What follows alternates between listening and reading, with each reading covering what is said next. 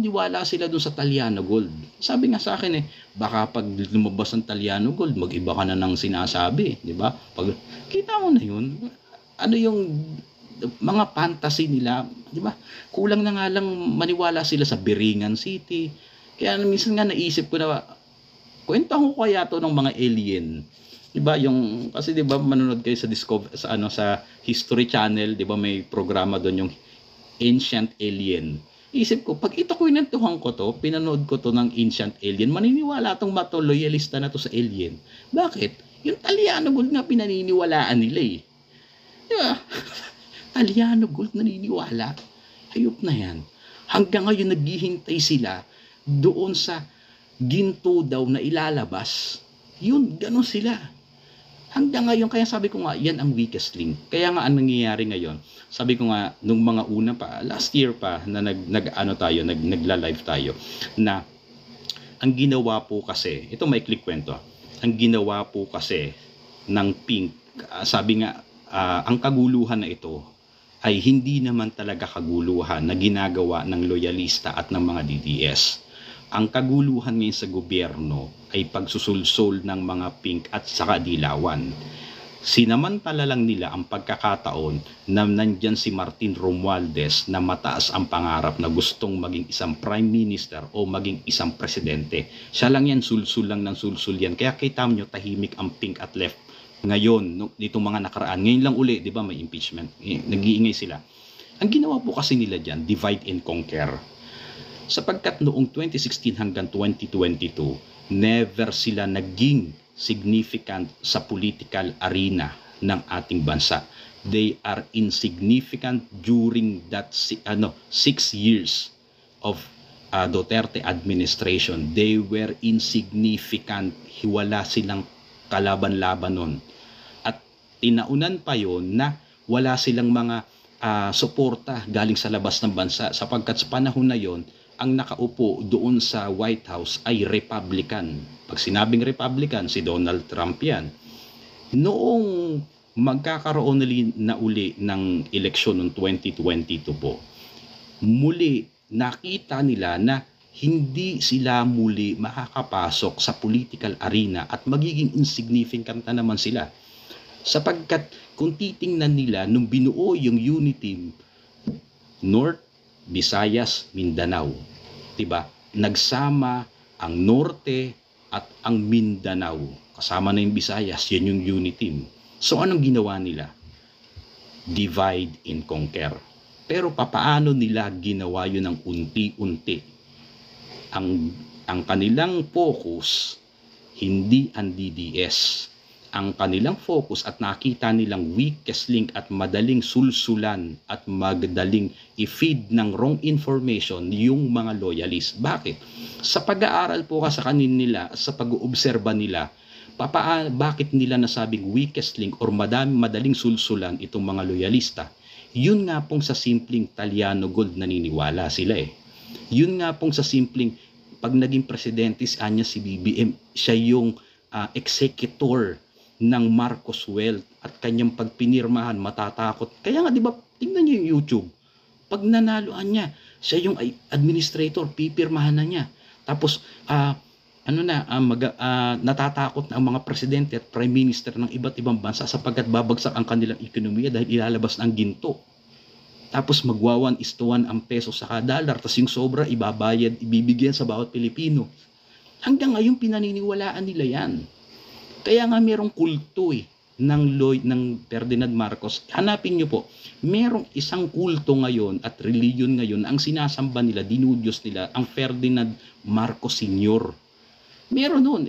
Nandito lang si kaganapan, ipapa-open natin eh. Diba? Hayaan nyo po, ipopost ko dito sa aking account ha. Sinasamba nila.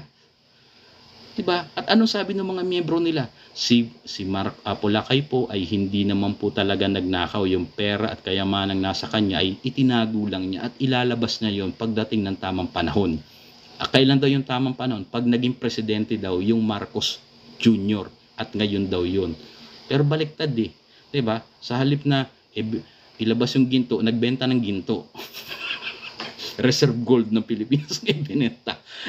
Kaya nga last year, kung hindi nyo lang, kung napanood nyo sa 24 oras or sa TV Patrol, doon sa Bangko Sentral, ang daming mga nakapila doon ng mga loyalista.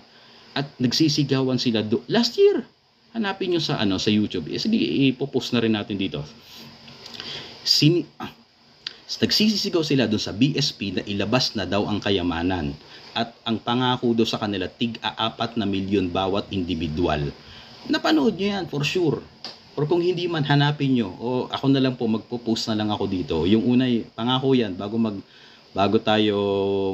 mag-umaga, nakapost yan dito sa akin, yung kulto na sinasamba nila si Marcos at kinakalampag nila yung BSP at ilabas na daw yung pera.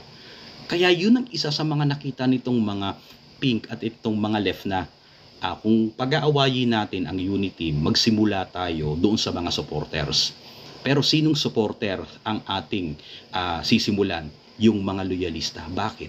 Mga uto-uto yung loyalista. Di mo yung doon sa Surigao, supporter ni ni BBM yun, si Edato Adlaw. Supporter yun ni BBM. Sino pa? Si Queen Helen Abdurrajak, di ba? Supporter din ni BBM yun. Mga yan. Mga Marcos yan. Hindi nyo ba alam? Kaya yan ang target. Kaya tingnan ninyo, walang malinaw na pulisiya na ipinapakita kahit yang mga loyalist na yan na ipapatupad ng Marcos Jr. administration. Wala. Anong sinasabi nila paulit-ulit? Kung ano yung ifinid sa kanila nung pink sa kanong left. Kung anong script ang sinabi sa kanila, yun ang sasabihin nila paulit-ulit. Bigyan ko kayo ng halimbawa. Di ba sinabi ni Bongbong Marcos ng presidente, ayaw niya ng impeachment. Pero bakit yung kanyang mga follower gusto ng impeachment? Di ba opposing yun? Kumbaga, inu-oppose nila yung sinabi ng kanilang presidente, nung kanilang iniidolo. Bakit inu-oppose nila yung sinasabi ng presidente? Saan ang gagaling yun? Ifinifeed sa kanila ng left, sa kanitong mga pink. Tandaan nyo, dyan magaling gumawa ng istorya yung mga pink at left. Magaling sila mang-uto-uto. Diba? Lalaliman pa natin yung mga pagtalakay dyan. So, sa mga susunod natin na araw, iisa-isahin natin yan. Sapagkat hindi ako nakagawa nung outline. May ginagawa kasi tayo. Yung pagpo-post nga lang at pagcha-chap-chap, nahihirapan na ako dun eh. So, content pa, hindi ko magawa. So, gagawin po natin ng isang magandang presentation yan. Magpapatulong tayo sa isang magaling na content creator para makatulong sa ating pagpe-present. Pero ganyan po yun nila ginagawa, yung pagmamanipula doon sa kaisipan nitong mga loyalista na yan. Di ba? Ganun, maniniwala pa ba kayo doon? 3 taon na. Saka ito pa ha, balik tayo doon sa sinasabi natin. Kung baga, nabanggit na nga natin yung anti-impeachment na yan. Di ba? Ito na lang po, bago tayo magtapos. Noong January 13, nag-peace rally. Ang message nun, ang sabi ng Iglesia ni Cristo, huwag na tayong mag-impeachment. Bakit? Imbis na yung mga mahalagang bagay at batas at sikasuhin ninyo, ang nangyayari, kawawa yung mga maliliit na mga kababayan natin. Di ba? Nananawagan, di ba, na walang impeachment, di ba? No peace rally, walang impeachment. Kumbaga, yun ang pinakamensahe doon. Ano nangyari? Noong hindi nila sinunod yung panawagan ngayon noon ng marami nating kababayan na pinangunahan ng Iglesia ni Cristo. Ano nangyari? Di napahamak sila. Anong pahamak ang nangyari? Ay di nagkakaso ulit sa Supreme Court. Anong kaso nila? Yung 2025 budget. Hindi pa ba sila nadala?